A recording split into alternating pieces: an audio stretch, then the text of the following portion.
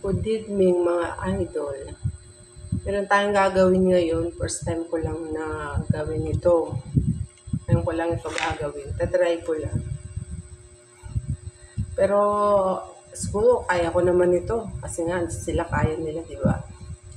Curious lang ako. Kagayain ko lang yung mga ginagawa ng mga nagmumukbang. Yung hindi luto na isda. Kaya nila. Kaya ko rin yun. Kaya din natin. Siyempre, prepares naman tayo may ngipin. Tsaka pagdating naman yan sa tiyan, mapaluto o press, tunawin din naman ng bituka natin yun at ipa-plus din naman yan, di ba?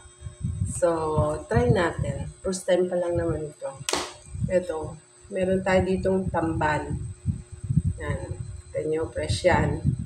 Hindi ko na inalasan ng ano yan. Hindi ko na inalasan ng hasang, ng bituka, nugasan ko lang. Kasing purong-puro. Press na press. Yan o. Ito siya. Diba? Press na press yan. Mandaya yan ha. Hindi yan niluto ha. Hapon na kasi kaya medyo pula-pula na yung ano niya. Mata niya. Maga pa kasi itong binili. Tapos meron lang ditong ito. Bawang at, ay hindi pala bawang, sibuyas at sili na may suka. So, ito, nahin natin. Kaya natin ito sisimulan. Ulo, paa. Buntot pala. Wala pala itong paa. So, sa ulo siguro. So, parang matigas-tigas yung ulo nito. Matinik itong isda na ito eh. Kasi ibang available na isda doon eh. Pero pwede na sila nga, tilapia, diba? Inuuya nila. Di hamak na matigas ang tinik nun sa dito.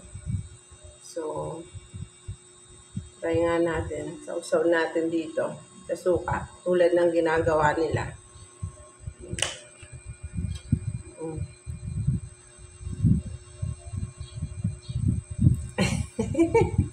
First time kong gagawin to mga idol Game na. 1, 2, 3, game. Sarap palang ikis nung isda, ano? Oh. Sarap-sarap lang pala siyang ikis, ano? Ano mga idol? Sarap-sarap lang ikis. Pwede palang ikis ito bago kainin.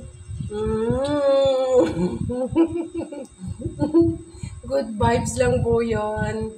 God bless. Ingat po kayo palagi.